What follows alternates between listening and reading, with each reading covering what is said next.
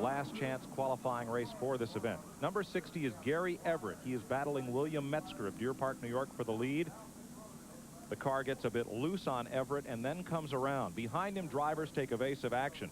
In one of the strangest accidents we've ever witnessed, Neil Cannell gets up and into Gary Batson, whose car rides along the top of the wall. And fuel spilling from the cars ignited. Cannell was able to scramble out of his car and away to safety. Sadly, 40-year-old Gary Batson, the driver of car number 96, was badly burned, transported to Chapel Hill, North Carolina, and succumbed to injuries from those burns this morning. Our sympathies are with his family and with the sport.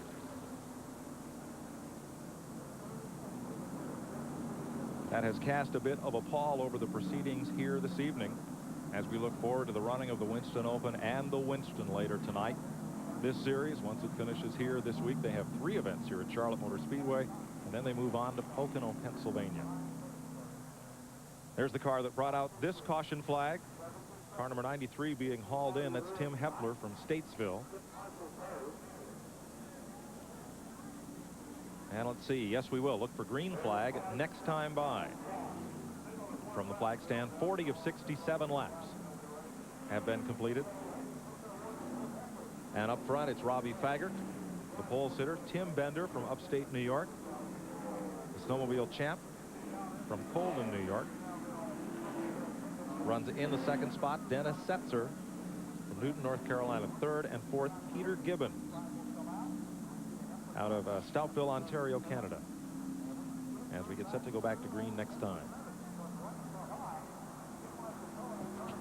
Let's have a look at how they're running in this Napa Field standing update as we get set to go back to green. Neil, do you run the second half of this race any differently than you do the first? I don't think these guys have any choice. I think with these little carburetors and the competition they have, they're pretty well flat out all the time. They might have worked traffic together. They might have not diced it up as much, but I don't think they have much left. I think maybe when it gets right down the end, you'll see a little more competition of swapping the lead around, but I don't think they got much left. They were pretty well running flat out. One thing that has changed is the third, fourth, and fifth place cars have now been brought up into line with the 2 leaders. And that'll make it more difficult for Faggart and Bender to break away. We're back under green, 41 of 67 laps completed. Coming up, the Winston Open and NASCAR's all-star event, the Winston. Challenge for the lead, down in 1. Bender makes his move. Setzer comes up the high side. And now Setzer, is he hung out up there? No, I'll tell you what, he got such a good run off the corner. There's a car just ricocheted off the wall coming off turn 2 over there. Got shoved up in the loose stuff right where that accident was, just barely kissed the wall. Might have been Danny Sykes back there about 9th place. Looks like Setzer made the pass, but here they come back on the inside of him. Bender is stuck on the bottom. Tim Bender running low. He can't lean low off the side of that Chevrolet like he does off his Yamaha snowmobile. Former race winner here, now running third in the white car, down low. That's Gibbons up high in the blue car with him. Now Cox drops low, and Shelmerdine is there. KIRK seems to really have his car working high on the racetrack. You see him really get a run off that corner. He really turns the car loose off the corner and makes a strong run. Watching for Mark Cox's Chevrolet, the Bojangles car, at Kirk Shelmerdine, dipping low here in the quad oval of the front straightaway. Shelmerdine in car 3 started 8 of these races, has 1 win and a runner-up finish, 3 other top 10s. Now Bender back in front of Setzer in the 4 car and Gibbons. And here's Shelmerdine scooting right past the bunch of them. Mike, we were talking about this. I'm not so sure of the help that they don't have from Childress. You see a lot of these guys in a loose condition. We heard Setzer complaining about being tight. I promise you, they made sure that 3 car was tight before the race started because they knew the race would come to him a little bit. So he's in a car that was very well set up before the race, and he's making a move. Here's Cox on the inside. Now Shelmerdine is right next to him on his right. There's the 3 car. Gibbons is the blue car behind him. And then the 75 of Freddie Query. Good 4-car battle. Randy? Well, I'm down here in the KIRK Shelmerdine's pits, and these guys are kind of laughing a little bit. KIRK came over the radio and said, well, it's a little loose when I get around other cars. Now, Dale Earnhardt, listening on the radio back in the garage here, he said, well, then drive off and leave him. So that's the philosophy from Dale Earnhardt. Well, he can do it. And maybe KIRK can. He's got away from this pack. just a bit as now Cox battles Gibbons side by side. Maybe Childress has said that to Earnhardt a time or two, to drive off and leave him, and he's giving Kirk the same idea. But that's, I mean, you joke about it, but that's exactly what happens. If he can get away from him, his car is okay. When you get around another car, it takes air off your own car and it starts moving around a little bit. The key is once you clear him, drive on off, but that's not easy to do. And the only way to describe that for folks, if you're driving on the highway and suddenly you pull in on a superhighway behind a tractor trailer, you got your window open, you feel all the wind buffeting. Well, that's what's going on with these cars, but at 3 times the speed. Back to the line, 46 of 67 laps. Robbie Faggart now has Dennis Setzer in the Ford trying to run him down. And he might have the car that's capable of doing that. He's worked from about 5th or 6th position back and coming on up on him. Here's Freddie Query in the white car. He's been running that car loose all night, and he's got it underneath Gibbons, and he's going for the spot. That battle is for 5th place. Right here is where he should have a problem with a car on the outside of him. When a guy gets outside of you, he takes air off that rear spoiler. But he's going on. I'm telling you, the guy's doing a good job driving the car in that loose of condition. 20 laps to go. And Shelmerdine makes his move for 3rd. Here's Mark Cox chasing Peter Gibbons. There's that battle up ahead, just ahead of the blue car of Gibbons. 2 cars up. They are side by side. You see it as Mark Cox sees it, as they go side by side for 3rd. There's one of the condominiums in turn 1 down at Charlotte Motor Speedway, and up on top of that is the Amigo Dome, where Felix Sabat, car owner, and Kyle Petty, his Winston Cup driver, are hanging out and watching the Winston 100. Trouble. Turn 4 at Shelmerdine. He and Tim Bender have crashed at turn 4, and 3 more cars crashed behind them trying to take evasive action. Mike, we just saw him running side by side. We were talking about a good packed group of cars, and he said his car was, giving him a little bit of problem in traffic. And we didn't see it come into the corner, but they were side by side coming off too, and the problem was down in 3rd turn. Shelmerdine's able to drive away. Also involved, the 06 car of Steve Knight, car number 1, David Smith. And we're under caution again. 4th one of the night. We'll be right back. At Charlotte Motor Speedway, Robbie Faggart has led every one of the 50 laps so far. Dennis Setzer has worked his Ford up into the 2nd spot. Freddie Query has dirt tracked his way to 3rd. Peter Gibbons is 4th, and Skip Pope now moves up to the 5th spot. After this 4th caution of the night, there's one of the cars involved in it, Kirk Shelmerdine, Dale Earnhardt's crew chief. And there's Tim Bender's car as well. Black flag for Shelmerdine for going a little fast down pit road, the speed limit in effect. And they're trying to get Bender's car in the garage area, but they won't make that left turn until Shelmerdine is able to pull away here. We'll have another look. We'll have a look here at what happened up in turn number 4 among this battle of cars that were working on 3rd position on back. Service work continues. I don't know. They had a lot of... Here we go. This was the cars that were racing side by side. It looked like he got a 76 car, got a little shot from the rear from the 75, and in turn they got into KIRK, and then they're going around.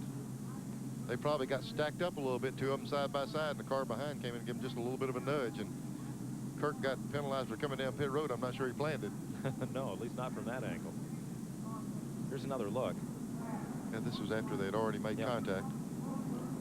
One car sliding the inside. He really nails that inside wall. We see the front end flying off the car. That's Bender. That's Tim Bender. I wondered just how much Kirk's car was upset, either upset by the air or was he actually struck? It was hard to tell. Let's have one different angle here. Already around. There's Bender going to the inside wall. Looked like he's still mashing the gas trying to get down off that racetrack. Right. And you'll see cars begin to spin up behind them as others take evasive action. Yeah, that's a terrible feeling. The guys from behind are driving into, just like driving in the fog. They can't see what's in front of them, and you just kind of grit your teeth and drive in. Here's a car at the top of the shot, just out of control, stopping. Well, there's a look at the top of the garage area. Down in the Winston Cup area. Drivers and cars getting ready, and that's where a lot of folks watch the race from, and folks are also up here, up on the roof of the condominiums down in turn 1 here at Charlotte Motor Speedway. Kyle Petty and Felix Sabates have been watching this race, and they're getting ready to run. Neil, this is a little different where you get to hang out up there in the high rent district before you get ready to race. Yeah, these drivers used to sit around the back of a pickup truck and Felix was a little upset about this program. The only thing he didn't like about the Mego Dome, he wanted to put a helicopter pad up there, and they wouldn't let him. He didn't like walking over to the garage. So looks like Kyle's trying to fly somebody remote control there. Well, Richie Petty's been involved in this division, had some good runs here at Charlotte. Morris Petty's son, that would be Kyle's cousin. There's the 17 car also involved, Junior Franks out of Skyland, North Carolina. The Franks Painting Chevrolet. Other cars, Glenn Darnell out of McDowell, Virginia was in that, and Scott Kilby from Statesville, North Carolina was also involved. Cleaning up this caution, we'll be back to green in a moment. Robbie Faggart continues to lead in the Winston 100 at Charlotte. An estimated crowd of 150,000 plus here at Charlotte Motor Speedway, and they're ready for one hot night. We're well into it as the Winston 100 for the Igloo Sportsman Challenge cars now has 13 laps to go as they take the green for the restart. Robbie Faggart up front, Dennis Setzer right behind, and Freddie Query diving to the inside down in turn number 1, and then White Chevrolet. Peter Gibbons, the blue car right behind. Those 4 cars get a little breakaway on the restart.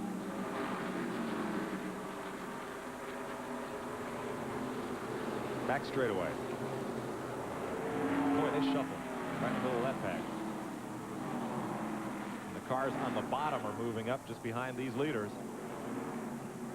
Mike, it looks like Setzer's car just gets better and better as the race goes up. You know, we were talking earlier, we thought it would come to him, and it sure looks like it has.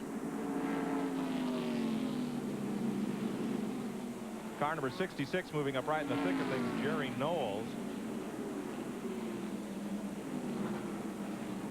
However, he's reported as being laps down after spending some time in the pits, but he sure played the spoiler in that second pack for a while. So now Setzer appears to be doing just what Tim Bender did in the early going, just kind of hanging tight right with the race leader and trying to get away. And you'll see here they're doing a little better job of it. There's the third place car, Freddie Query, a little further back, but gaining. That's Dennis Setzer. Mike, chasing the leader. We just got a message Tim Bender is okay in that accident. They just called us, said he's doing fine. Good news. There's Freddie Query. He has caught Setzer and is going for the pass in the backstretch. I tell you what, his car really, when you've got a car that's a little loose in the corner, it really makes a run through there. And he's able to really jump up on the guys off the corner. This right here is where, I mean, he's doing an excellent job. I can't emphasize that point enough. When you got a car that's that loose, when you drive under somebody, you got your hands full, and he's really been holding on to the car. 10 laps to go. But that battling for second spot has allowed Faggart to run off. 146 miles an hour last lap. The yellow car there is Mark Cox, the blue car Peter Gibbons. Still looking for a piece of this. Not only is it letting the leader run away, these other group is gaining on them too. They're catching them. 9 laps to go this time by. Good battle behind the 3 leaders, and we'll be back to rejoin it after these messages.